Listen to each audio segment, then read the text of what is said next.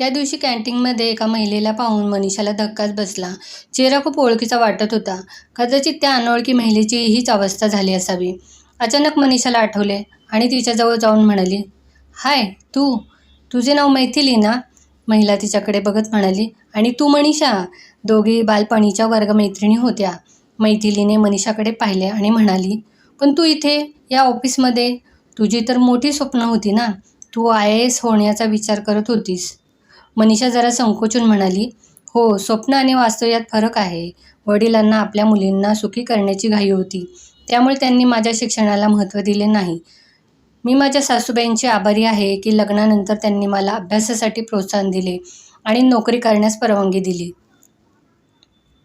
"अरे, परवानगी दिली म्हणजे काय? तू कमावत आहेस तर त्यांचेच घर भरतेस ना, पर्समध्ये कोणते ठेवतेस?" मैथिली तिचे केस मागे ढकलत म्हणाली.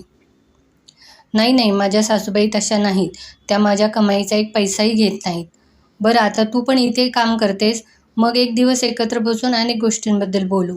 असे बोलून मनीषा कॅन्टीनमधून तिच्या विभागात परतली. 2-3 दिवसांनी लंचच्या वेळी मैथिली तिला शोधत मनीषाच्या डिपार्टमेंटमध्ये आली आणि म्हणाली, "चल, कॅन्टीनमध्ये जाऊन जेऊया." मैथिलीला पाहून मनीषा खुश झाली. लहानपणी मैत्रीण असली तरी वर्गमैत्रीण आणि आपल्या शहराचा, शाळेचा आणि बालपणीचा गंध पाहून मनाला आपुलकीची जाणीव नक्कीच होते. मनीषा म्हणाली, "मी टिफिन आणला आहे. तू पण ये, एकत्र जेऊया." टिफिनमध्ये ठेवलेले गरमागरम उत्तपम, चटणी आणि सांबार पाहून मैथिली म्हणाली, "अरे देवा, हे सगळे बनवायला तुला किती सकाळी उठावे लागले असेल. मला हे सगळे करता येत नाही. किती दिवस उलटून गेले असा घरचा गरमागरम नाश्ता केलेला नाही. मी अजिबात काही शिजवत नाही. सकाळी काम करून या, परत संध्याकाळी जा, पुन्हा काम करा. नाही बाबा, मी करू शकत नाही एवढं." "तू कसे काय करतेस? सकाळी इतका गरम गरम नाश्ता तयार करते." मनीषा म्हणाली, "माझ्या सासूने तयार केला आहे, मी नाही. त्या मला सकाळी डबा नाश्ता बनवून देतात." हे ऐकून मैथिलीचे डोळे विस्फारले. पण मग ती कसा तरी चेहरा करून म्हणाली, "बिचारी, तू तुझ्या सासूकडे राहतेस ना, मग तुला खूप काम करावे लागत असेल आणि तुला स्वतःच्या इच्छेने काही करता येत नसेल. जे पाहिजे ते खा, काहीही घालू नको, सासू-सासऱ्यांच्या दबावाखाली राहा." मनीषाने त्याला नकार दिला आणि म्हणाली, "तसे काही नाही. माझी सासू मला संध्याकाळी स्वयंपाकघरात जाऊ देत नाही. ती म्हणते की तू थकली आहेस आणि प्रथम निशा म्हणजे माझी मुलगी, तिच्यासोबत खेळ, थोडा वेळ मनीषसोबत घालव. आता माझे हातपाय काम करत आहेत आणि तुमचे मजा करायचे दिवस आहेत. मी काही अजून म्हातारी झालेली नाही. तुला आयुष्य पडले आहे काम करायला. खरे सांगू तुला, माझी सासू खूप चांगली आहे. माझ्या आईपेक्षाही चांगली. माहिती आहे, त्यांनी लग्नात हुंडासुद्धा घेतला नाही." "अरे देवा, मनीषा, तू कुठे अडकलीस? किती दिवस झाले तुझे लग्न होऊन. तुझ्या नवऱ्यात, तुझ्या कुटुंबात काही बिघाड आहे का?" मैथिली काळजीने म्हणाली. मनीषा जरा चिडून म्हणाली, "कसला बिघाड? इतकी वर्ष मी त्यांच्यासोबतच आहे. मनीष इतका चांगला माणूस आहे की त्याला सिगारेट किंवा दारूचे व्यसनही नाही. तुला माहीत आहे, माझ्या सासरचे कोणी नॉनव्हेज खात नाही. लग्नाआधी मी आक्षेप घेतला तेव्हा आई-बाबा म्हणाले, 'मग काय, नॉनव्हेज खाणे चांगले आहे का? तू पण खाऊ नकोस.' पण सासू म्हणाली, 'तुला नॉनव्हेज आवडत असेल तर तू बाहेरच जाऊन खाऊ शकतेस. जर तुला घरी बनवायचं असेल तर मी सर्व व्यवस्था छताच्या टेरेसवर करेन.' हो, याला समजूतदार सासू म्हणतात, चांगली नाही." त्यांना माहीत होते की त्यांनी नकार दिला तर कदाचित तुला पटणार नाही. त्यांच्या अशा उपकाराच्या ओझ्याखाली तू कदाचित खाणे बंद करशील. आता तू खाणं सोडून दिले, खरं ना?" मैथिली गंभीरपणे म्हणाली. मनीषा विचारात गढून गेली. "असं होऊ शकतं का?" मनीषाला विचारात हरवलेली पाहून मैथिली पुन्हा म्हणाली, "तू अजूनही खूप निरागस आहेस. तुझ्या निरागसतेचा फायदा सासरच्या घरातले सगळेच घेत असतील. बरं मला सांग, भाऊजी पगार कोणाला देतात?" मनीषा विचार करत म्हणाली, "कुणास ठाऊक, ते स्वतःकडे ठेवत असतील किंवा आईला देत असतील. मी कधीच जाणून घ्यायचा प्रयत्न." "असो, आई सगळे घर सांभाळतात आणि मनीष हा घराचा मोठा मुलगा, त्यामुळे ती त्याची जबाबदारी." "माझ्या निष्पाप भोळ्या मैत्रिणी, मी तुला भेटले हे चांगले आहे. नाहीतर सगळ्यांनी तुला लुटले असते. मूर्ख. म्हणूनच तुझी सासू तुला स्वयंपाकघरात जाऊ देत नाही. अन्यथा सून असूनही कोणती सासू स्वयंपाकघरात काम करेल याचा विचार कर. लग्नानंतर 2 महिन्यांनी मी जयच्या पगाराचा हिशोब ठेवायला सुरुवात केली होती." "अगं, यात लाज काय वाटायची? नवरा आहे तो माझा आणि 6 महिन्यांनी मी त्याला सांगितले की तुझ्या आईवडिलांना माझ्या घरात जागा नाही." मैथिली म्हणाली. मनीषाने आश्चर्याने मैथिलीकडे पाहिले. "तुझे घर? अरे ते तर त्यांच्या मुलाचेही होते. मैथिली म्हणाली, लग्नाआधीपर्यंत, लग्नानंतर नाही. मला माहीत आहे की ते जयला खूप इमोशनली ब्लॅकमेल करत होते. म्हणून एके दिवशी मी माझ्या सासू आणि सासऱ्यांना म्हणाले, एक तर मला शांततेत एकटी राहू दे, अन्यथा तुरुंगात जाण्याची तयारी ठेवा. हुंड्यासाठी छळाचा खटला दाखल झाला की मग तुमचे आणि तुमच्या मुलांचे आयुष्य कोर्टात जाईल. मनीषाने थोड्या आश्चर्य आणि अनिच्छेनेच तिचा टिफिन संपवला. आज तिला टिफिनमधील जेवणात प्रेम आणि आपुलकीची चव वाटली नाही, कारण त्यात मैथिलीने कडूपणाचे मीठ मिसळलेले होते. ऑफिस सुटल्यावर मनीषा घरी पोहोचली तेव्हा रोजच्याप्रमाणे तिच्या सासूबाईंनी हसत हसत दरवाजा उघडला. तिची विचारपूस केली. आज ते हसू मनीषाला कृत्रिम वाटत होते, पण मनात आलेले नकारात्मक विचार तिने लगेच झटकून टाकले. आज तिने निशाला मिठी मारली नाही. दिवसभरातील तिचे बोलणे ऐकले नाही. हात आणि चेहरा धुवून ती थेट स्वयंपाकघरात गेली. सासूबाई चहा बनवत होत्या. मनीषा म्हणाली, सोडा आई, मी चहा करते, कारण मैथिलीचे शब्द मनीषाच्या मनात घुमत होते. एकाच ऑफिसमध्ये असल्याने मैथिली अनेकदा मनीषाला भेटायची आणि नेहमी सासरच्यांबद्दल वाईट बोलून मनीषाच्या मनात त्यांच्या विरुद्ध भडकवण्याचा प्रयत्न करत असे, ज्यामध्ये ती यशस्वी होत होती. आता मनीषालाही वाटायला लागले की एकत्र राहणे किती अवघड आहे. सासू-सासरे, त्यांची औषधं आणि नातेवाईकांवर सर्व पैसा खर्च होतो. आता नकळत मनीषाच्या डोळ्यात एक छोटेसे स्वप्न दिसू लागले होते, एका छोट्या घराचे, जिथे फक्त मनीषा आणि निशा असतील, बाकी कोणी नाही. पण निसर्गाला तिचे स्वप्न मान्य नव्हते. त्यामुळे तिच्या डोळ्यात घराच्या स्वप्नासोबतच एक स्वप्नही तिच्या पोटात वाढू लागले. मैथिलीच्या बोलण्याच्या प्रभावाखाली मनीषा आता खूप वेगळे वागू लागली. तिने मनीषला त्यांच्यापासून दूर राहण्याबद्दल अनेकदा शांत स्वरात बोलली होती. मनीष तिचे बोलणे प्रेमाने समजून घेतो, पण सर्वांचे प्रेम हा एक दिखावा असल्याचे तिला वाटते. तिच्या वागण्यातला बदल सगळ्यांनाच दिसत होता, पण सगळ्यांना वाटले की ही चिडचिड तिच्या प्रेग्नन्सीमुळे झाली आहे. एके दिवशी मनीषची आई मनीषला म्हणाली, हे बघ, तिला ऑफिस आहे, तिला रजा मिळू शकत नाही, नाहीतर मी तिला तिच्या आईवडिलांच्या घरी पाठवले असते तिचे मत बदलायला. मनीष म्हणाला, हो आई, तुझे बरोबर आहे, ती खूप चिडचिडी झाली आहे. मी तिच्या सुट्टीबद्दल तिच्या ऑफिसमध्ये बोलू का? नाही बेटा, तिला हा निर्णय घेऊ देत. तिने आत्ता रजा घेतली तर नंतर आपण एक करू, तिच्या आई-बाबा किंवा बहिणीला काही दिवस इथे बोलावू, कदाचित तिला ते आवडेल. हो आई, हे बरोबर होईल, मी आत्ताच आईशी बोलेन. काही दिवसांनी मनीषाचे आईवडील येऊ शकले नाही, पण धाकटी बहीण तपस्या आली. आता दोघी बहिणी आपापसात गप्पा गोष्टी करायच्या. कधीकधी सासूबाईही त्यांच्या हसण्यात सामील व्हायची. एके दिवशी तपस्या म्हणाली, मला कबूल करावे लागेल दीदी, इतकी चांगली सासू तुला मिळाली आहे, तू खूप भाग्यवान आहेस. मनीषाने चेहरा कसा तरी केला आणि म्हणाली, तूही त्यांच्या प्रभावाखाली आली आहेस. चांगली वगैरे काही नाही, हे सगळे नाटक आहे मुलाला ताब्यात ठेवण्यासाठी. म्हणूनच त्यांनी हुंडा घेतला नाही, म्हणजे सून उपकाराच्या ओझ्याखाली राहील. असे म्हणत मनीषा तिथून निघून गेली. पण तपस्या विचार करू लागली की इतकी वर्ष सासू सासरे आणि नवऱ्याची स्तुती करणाऱ्या माझ्या बहिणीला काय झाले? तिने सांगितलेल्या सर्व गोष्टी तिच्या आहेत असे वाटत नाही. तपस्याच्या मनात काहीतरी विचार आला. ती लहान असली तरी पण हुशार होती. तिला वाटले आता मनीषाला काही समजावण्यात गेले तर मनीषा तिला आपला शत्रू समजेल. आधी मनीषाला तिच्या सासरच्यांविरुद्ध कोण भडकवते हे शोधून काढावे लागेल. रात्री जेव्हा मनीषा, तपस्या आणि निशा या तिघी झोपायला जात होत्या तेव्हा निशाने गोष्टी सांगण्याच्या हट्टावर तपस्या म्हणाली, ये मी तुला आज एक गोष्ट सांगते. मग मनीषाकडे बघत तिने विचारले, दिदू, तू निशाला ती भात-सत्तूची गोष्ट सांगितली आहेस का, जी आई आपल्याला सांगायची? मनीषा जरा रागाने म्हणाली, मी तिला एकही गोष्ट सांगितलेली नाही. तिच्या आजीनेच तिला गोष्टी सांगून तिची सवय बिघडवली आहे. तपस्याला खूप काही बोलायचे होते, पण ती गप्प राहिली. गरम तव्यावर पाणी टाकून फायदा नाही, आग आधी विझवावी लागेल. तिने निशाला स्वतःकडे ओढले आणि गोष्ट सांगू लागली. तुला माहीत आहे गुडिया, खूप दिवस झाले होते तेव्हा आजच्यासारखी वाहतुकीची साधने नव्हती, ना दुकाने ना. त्या काळी लोक पायी प्रवास करायचे, कारण फक्त श्रीमंत लोकांकडेच घोड्यासारखे प्राणी होते. त्यामुळे प्रवासाला जाताना लोक लांबच्या प्रवासासाठी काही खाद्यपदार्थ किंवा सत्तू पॅक करत असत. मावशी, मला सत्तू आवडतो. आजी आंब्याच्या लोणच्यात गुळात मिसळते. निशा सत्तूच्या गोडव्यात हरवून गेली. होय गुडिया, सत्तू मीठ आणि गुळासोबत खाऊ शकतो आणि ते पौष्टिक देखील आहे. आणि बनवायला पण सोपी आहे ना मावशी? तपस्याने निशाची पापी घेत म्हणाली, वा, माझी भावली खूप हुशार आहे.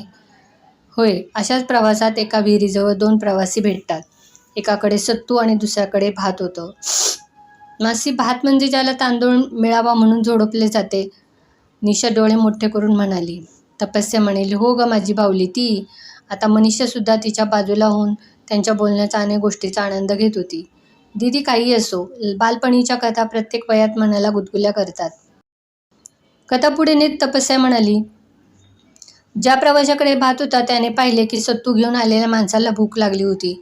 त्याने पटकन रिकामी वाटी काढली, त्यात सत्तू आणि गूळ टाकला, पाण्यात मिसळून खाऊन प्याला. तो म्हणाला, काय खाल्लंस? सत्तू. ओहो, सत्तू हा काही खाण्यायोग्य पदार्थ आहे? तू वाईट गोष्ट खातोय. सत्तू निरुपयोगी आहे.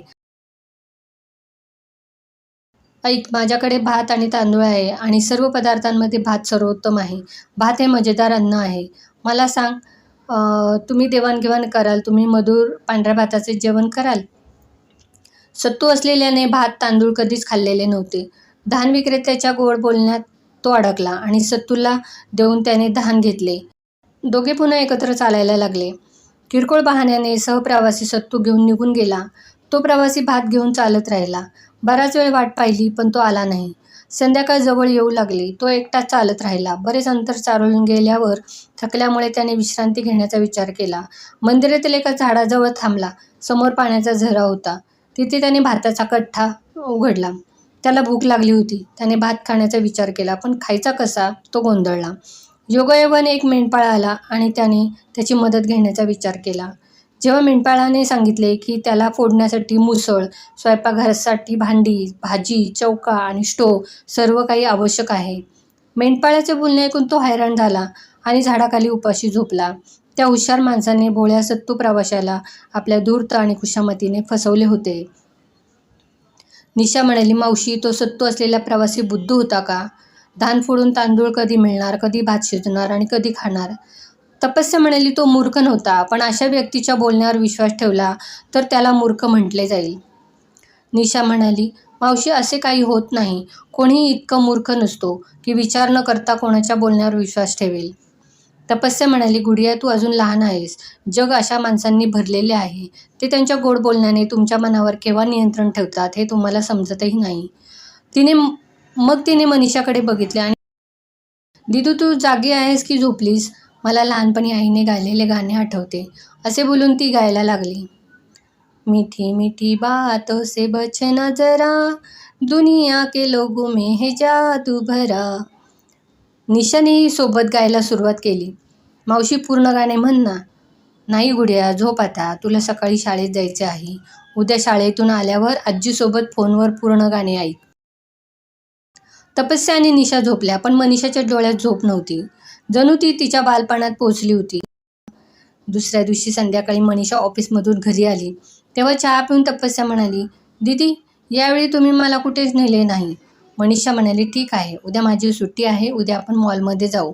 दिदू, मी तिथेही मॉलमध्ये जाते. तुझी बालपणीची मैत्रिणी इथे भेटल्याचे तू सांगितले होतेस. ती अनेकदा घरीही आली आहे.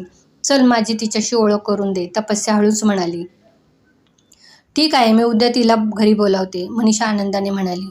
तपस्या म्हणाली, दिदू, मला बाहेर जायचे आहे. तू तिला का बोलवणार आहेस? चल, तिला सरप्राईज करूया. मनीषा म्हणाली, हो, तेही बरे होईल. असो, तिने मला अनेकदा तिच्या घरी यायला सांगितले आहे. तिला आवडेल. खरं तर काही दिवस विचार केल्यानंतर तपस्या त्याच निष्कर्षावर पोहोचली होती. जेव्हापासून दिदू तिच्या मैत्रिणीबद्दल बोलू लागली होती तेव्हापासून दिदूचे वागणे बदलले आहे. दुसऱ्या दिवशी दुपारी जेवण करून निशा, मनीषा आणि तपस्या या तिघी गाडीने मैथिलीच्या घराकडे निघाल्या. वाटेत त्यांनी मैथिलीच्या मुलीसाठी भेटवस्तून चॉकलेट्सही घेतले. मैथिलीच्या घरी पोहोचले तेव्हा 3 वाजले होते. मनीषाला जरा राग येत होता की तिने निदान मैथिलीला फोन करून सांगावे की आपण येतोय. ती घरी नसेल तर मग आपण वाट पाहिजे. पण तिला तुझे सरप्राईज किती आवडेल याचा विचार कर. यावर मनीषा हसली. मैथिलीच्या फ्लॅटच्या बाहेरील बेल वाजवली तेव्हा आतून आवाज आला, श्वेता, बाहेर कोण आले बघ. मम्मा, मी TV बघते, तूच बघ. मनीषाला निशाचे कान झाकावे वाटले. बाहेर येऊन मैथिलीची बडबड ऐकू येत होती. दार उघडत असतानाही ती काहीतरी बोलणार होती, पण मनीषाला पाहून तिने जबरदस्ती स्मितहास्य केले आणि म्हणाली, अरे, तू फोन केला असतास तर मी आले असते. अशा स्थितीत तू का आलीस? तिच्या बोलण्याने खुश होऊन मनीषा म्हणाली, तू माझी खूप काळजी घेतेस, पण ही तपस्या माझी धाकटी बहीण आली आहे. तिला तुला भेटायचे होते आणि तुला आश्चर्यचकित करण्यासाठी आम्ही तुला फोन केला. तपस्या म्हणाली, मैथिली दीदी, डॉक्टरने दीदीला फिरायला सांगितले आहे. तसे तुम्ही आम्हाला आज बोलवणार नाही का? मैथिली आश्चर्यचकित होऊन बाजूला सरकत म्हणाली, आत या. मग तिने तिच्या अस्वच्छ घराकडे बघितले आणि म्हणाली, काय करू? मी काम करते ना, त्यामुळेच घराला वेळ देऊ शकत नाही. मला रविवारी एक दिवस माझ्या पती आणि मुलीसोबत घालवायला मिळतो. जर घर स्वच्छ करत बसले तर नवरा रागवला, म्हणाला की तुला माझ्यासाठी वेळ नाही. पण आई, बाबा सकाळी रागाने म्हणत होते की मी कोणत्या प्रकारचे डुक्कर वाढवले आहे हे मला माहीत नाही. मला या गटारात राहायचे नाही. Shut up. टीव्हीवर ऐकून काही बकवास बोलत राहतेस ते मला कळत नाही. चल, आंटीला नमस्कार कर आणि तुझ्या खोलीत जा. ऐक, निशालाही घेऊन जा आणि खेळा. मनीषा म्हणाली, अरे हरकत नाही, आम्ही तुझ्या घराला नाही तर तुला भेटायला आलो आहोत. तिथून निशा पुढे सरकली आणि मैथिलीच्या पायाला स्पर्श केला. तेव्हा मैथिली नाक मुरडत म्हणाली, आमची श्रेया इंग्रजी माध्यमात शिकली आहे. मी तिला हे सर्व शिकवले नाही. श्रेया, से हॅलो टू आंटी. पण श्रेया डगमगली नाही. शेवटी मनीषा म्हणाली, हॅलो श्रेया, मी तुझ्या आईची मैत्रीण. बघ, मी तुझ्यासाठी गिफ्ट आणले आहे. अचानक माकडासारखी उडी मारली ती मनीषाच्या हातातून गिफ्ट काढून आत पळाली. मैथिली ओरडतच राहिली, आंटीला थँक्यू म्हण. या मुलीला घेऊन जा, तिला तुझी खेळणी दाखव. नाही, मला शेअर करायचे नाही. मैथिली म्हणाली, ती एकटी आहे आणि खूप प्रेमाने वाढवली आहे, त्यामुळे ती कोणाचेच ऐकत नाही. काही वेळ तिथेच बसल्यावर मनीषाला अस्वस्थ का वाटू लागले ते कळले नाही. मैथिलीला नेहमीच्या तपासणीसाठी डॉक्टरांकडे जावे लागेल असे निमित्त करून ती चहा कॉफी पाणी न घेता तिथून उठली. मैथिलीने थांबवण्याचा प्रयत्नही केला नाही. तपस्याने एका पार्क समोर कार थांबवली. मनीषाने काही प्रश्न विचारला नाही. ती तिच्या आतल्या प्रश्नांशी झुंजत होती. उद्यानात आल्यावर निशा खुश झाली. तपस्याने 3 आईस्क्रीम घेतली.